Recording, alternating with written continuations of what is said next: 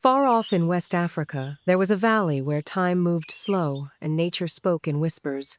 At the heart of this valley stood a small village by the river, wrapped in thick trees. Its name was Adufe. Life in Aduf flowed under the watchful eyes of the ancestors. Every stone hid a secret, every shadow held a legend. In this village, every child grew up with stories and came of age through dreams. The people of Aduf worshipped the spirits of nature. They read meaning into everything from the shift of the wind to the shape of moonlight, and made their decisions based on those signs. The tribal leaders, especially the healers who were believed to communicate with the spirits, were deeply respected. At the center of their belief system was an ancient, mysterious ritual, the marriage to the shadow. This tradition called for one girl in every generation to be offered to the spirit world. The villagers believed that if the ritual wasn't carried out, drought, sickness, and death would fall upon them. Through the ceremony, the chosen girl would be married to the shadow, separating from both the physical and spiritual worlds, becoming a bridge between the two. Elders in the village still told stories of the disasters that followed when a girl once failed in the ritual. Amara was a 16-year-old girl growing up in this village. She was quiet, observant, like still water. She reflected everything around her, but never revealed her own depth. Her mother had died giving birth to her. Her father, a respected spiritual leader, raised her with teachings of the old ways.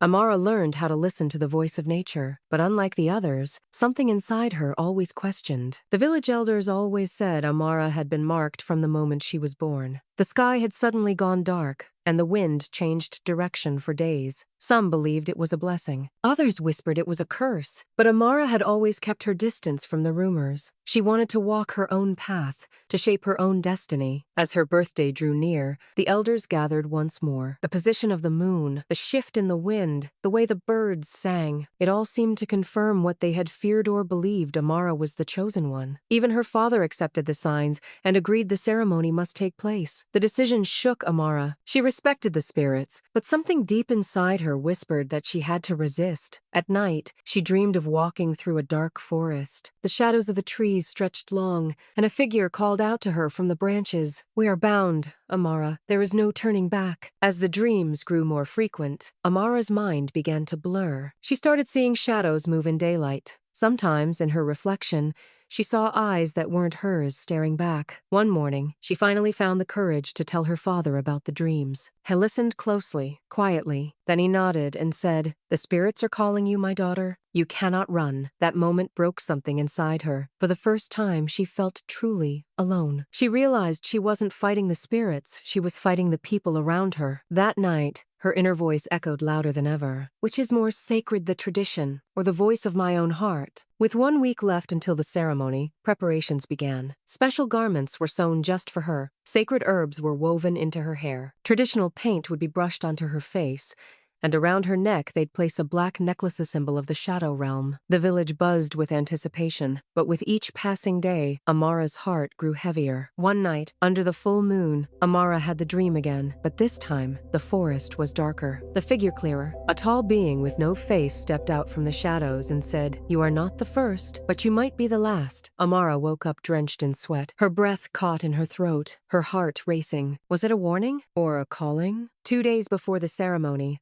Amara left the village. Silently, she walked into the forest to her mother's grave. She knelt beneath the tree where her mother was buried, closed her eyes, and whispered, "Tell me what I should do, Mama." A soft breeze brushed her hair. When she opened her eyes, she saw a white bird sitting in the tree's branches. There was no fear in its eyes-only resolve. The next day, Amara visited the village's old healer, Mama Ehiro. Mama Ehiro lived alone and never took part in the rituals. Amara told her everything, her dreams, her fears, her questions. The old woman nodded slowly and said, "Sometimes tradition hides the truth. Sometimes it's not the spirits who speak, it's the people. But your path, child, is not just guided by spirits, it's guided by your own courage." Mama Ejiro then told Amara the story of another girl, long ago, who had tried to reject the ritual. No one remembered her name, but her courage had become legend. The morning of the ceremony came. The sun rose late, and the sky was gray. Amara dressed in the sacred garments, but her face remained bare.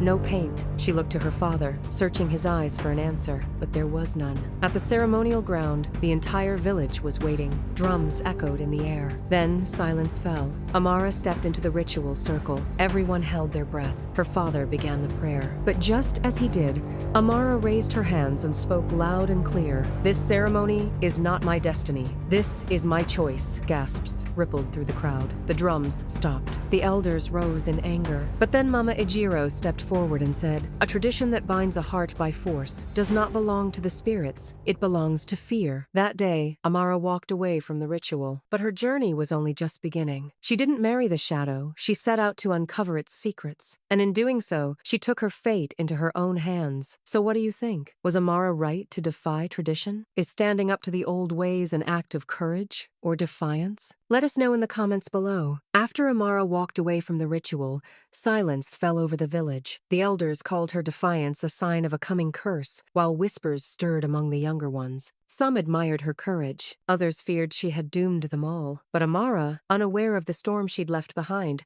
was walking deeper into the forest. The dry leaves crunched under her feet, but her determination was louder than any sound. The sign she'd received by her mother's grave had pushed her past fear. She was no longer just chasing questions, she was searching for answers. As she went deeper, the forest grew eerily quiet. No birds sang, no wind moved the trees. It was as if even nature was holding its breath. Near sunset, she spotted Ithalf ruined, surrounded by ancient stones, a forgotten temple, one of the forbidden places. Legend said the first woman who ever spoke to the shadow once lived there. Amara stepped inside. Dim light filtered through the cracks, dancing across the old stone walls. In the center was an altar, draped in a sheer black cloth. Beneath it, a bracelet, nearly identical to the one on her wrist. The sight made her shiver. Etched into the cloth was an inscription. She reached out and gently touched it. The stone beneath her fingers warmed. She closed her eyes, and the whisper of spirits echoed through her mind. What you fear weakens you. What you understand transforms you. She knelt in the center of the temple and took a deep breath. The voices inside her rose, but among them was something darker, a low hum of shadow. Suddenly, part of the inscription lit up. "The hidden memory unlocks the truth." A vision flashed before her eyes. Her father, young again, standing beside her mother. Her mother was refusing the ritual, and her father, crying, silently. Amara realized the truth wasn't only in traditions but in the memories buried beneath them. That night, she stayed in the temple. In her dream, she walked the forest again, but this time, she wasn't alone. Her mother walked beside her. She looked at Amara and said, "Your courage is the voice they silenced in me." When Amara woke, the sun was just beginning to rise. The fear in her eyes was gone, replaced by clarity. She was no longer a runaway. She was a guide. She would return, not to submit, but to understand what the shadows were hiding and reveal the truth. But the journey back wouldn't be easy. As she left the temple, a thick mist covered the forest. Every tree looked the same. The path was gone. Time blurred. Days melted into nights. She was exhausted, but the voice within her kept whispering, "Keep going." One night, through the fog, she saw a silhouette. An old, hunched man with a cane, walking slowly. Amara followed him until he reached a clearing and vanished. In the clearing, there stood 3 stone pillars. At their center, an old woman sat. Her hair was snow white, but her eyes were young. She introduced herself as the keeper of secrets. She told Amara that all who are chosen eventually reach this point where they must answer 3 questions to discover their inner power. The woman looked at Amara and asked 3 questions. What is the true source of fear? When does loyalty stop being a virtue? And what are you willing to sacrifice to shape your own destiny? Amara stood in silence. For the first time, she didn't search within herself.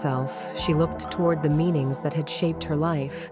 To the first question, she said, "Fear is the moment we get lost in the unknown." To the second, "Loyalty without limits becomes a chain." And to the third, she paused. She closed her eyes and searched her heart, then spoke.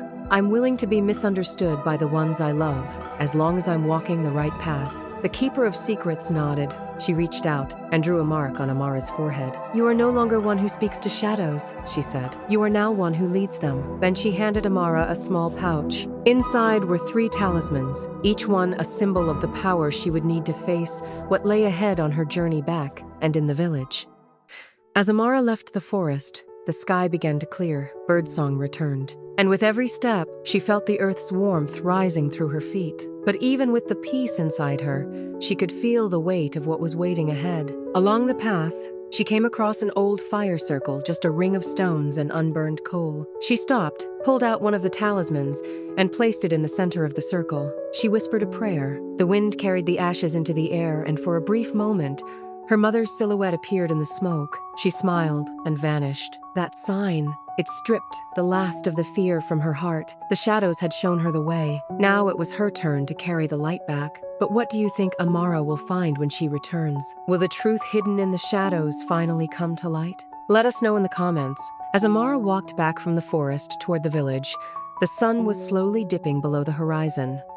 The scent of earth on her skin symbolized the transformation within her soul. The journey she had undertaken no longer carried only the shadows of the past, but now also the light of the future. When she reached the outskirts of the village, the sound of drums echoed in the distance, a sound that once pushed her away, now calling her home through the rhythm of tradition. Everything stopped when she entered the village. The people fell into silence, their eyes fixed on her. But in Amara's gaze, there was no longer the familiar softness, only unwavering wisdom. Mama Ajiro stepped out from the crowd and bowed her head quietly. Then, raising her voice for all to hear, the old woman declared, "The daughter of the shadows has returned, but she is no longer just a child. She is now a sage, a healer, a companion." Amara walked to the great baobab tree in the village square. There, she placed the talismans upon the sacred altar. Each one represented a direction of the sky, the wisdom of the past, the courage of the present, and the hope of the future. As she knelt before them,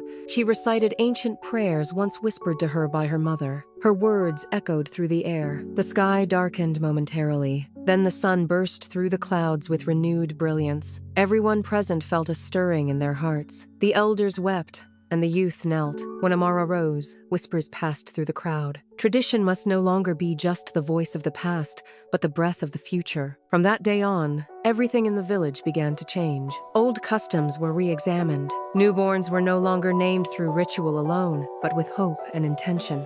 Women became not only observers but decision-makers. The youth didn't just listen to stories, they stepped out of them and began to write their own. Amara spent her days teaching children, sitting with elders, and observing nature. Every night, around the fire, she shared stories of how courage was born from shadows, how spirits spoke, and how true power was found through the journey within. In her words, people found both peace and awakening. Soon, travelers from distant lands began arriving. Amara's story had spread far beyond Adufe, reaching neighboring villages. People came to see her, to learn from her. Among them were young girls, old men, healers, and storytellers. Amara welcomed them not as a teacher, but as a fellow traveler. Over time, she became the heart of a growing movement. Women who resonated with her gathered around her. They brought knowledge and healing not only to their own villages, but to others as well. They learned to speak to the earth, to heal with plants, to listen to the spirits. Each became a little Amara in her own way. Years passed. As the sky turned through its eternal dance, silver threads appeared in Amara's hair, but the wisdom in her eyes never faded. She became not just a symbol of Adufe, but of an entire region. One night, as she sat by the fire, a child asked her, "Amara, what was the one thing you most wanted to change?" She smiled and replied, "Fear. I wanted to turn the fear in people's hearts into courage born from love. And I think we did it." The next morning, as Amara sat quietly in the village square, a young girl approached her. Her eyes sparkled with wonder. "I had a dream," she said. "The shadows sent me to you. Is it my turn now?" Amara nodded. "Yes, the stories are waiting for a new storyteller." And her final words echoed in the hearts of the people. From that moment on, no one was merely a figure in someone else's tale. They became the authors of their own.